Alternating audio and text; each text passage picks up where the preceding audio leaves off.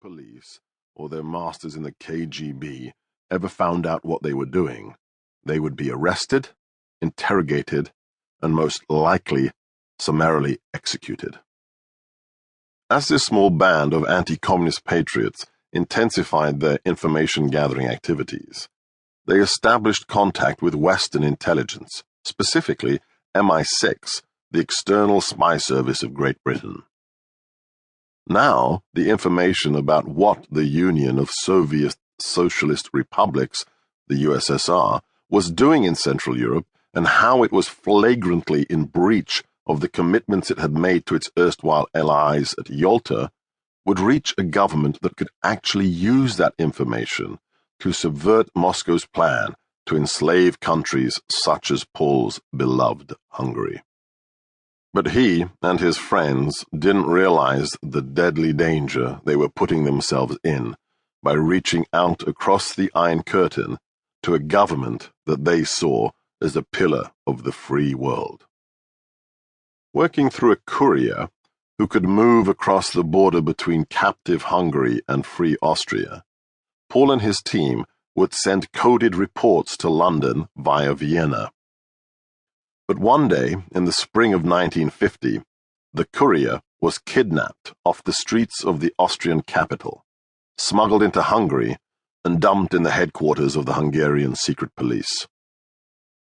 The courier was eventually murdered, but not before his captors had tortured and interrogated him and uncovered the identities of the student spies, Paul included.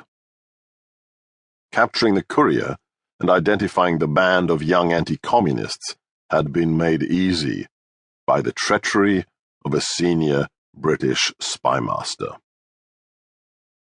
Kim Philby, a member of the Cambridge spy ring, the most infamous band of Soviet double agents of the Cold War, had been at the end of the chain of intelligence reporting that went from Paul and his friends across Europe to the headquarters of His Majesty's Secret Intelligence Service.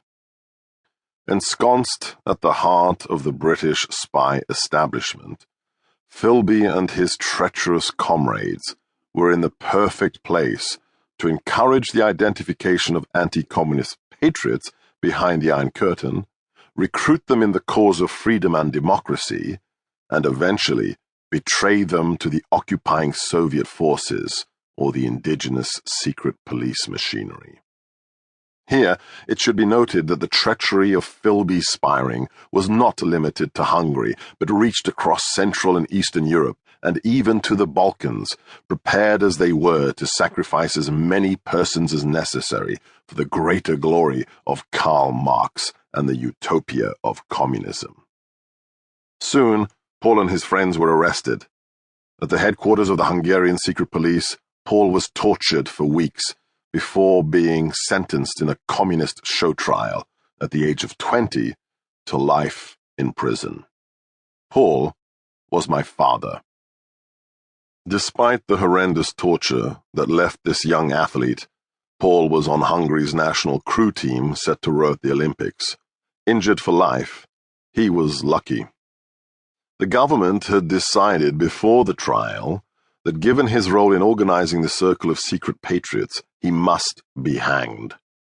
That was how justice worked under communism, whether in Hungary, the USSR, or Mao's China. Sentences were determined before the trial even began. But unbeknownst to Paul, he had a guardian angel who would save him from the hangman's noose.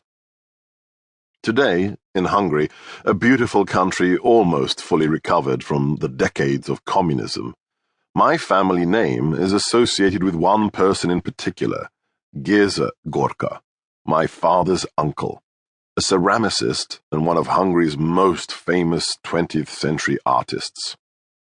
He was also a canny survivor with remarkable political sense. In the turbulent world of Central Europe in the 1930s, 40s, and 50s, his work was sought after by collectors of every political stripe and regime, no matter which ideology they followed. In the years after World War I, which had deprived Hungary of 2/3 of its territory and 1/3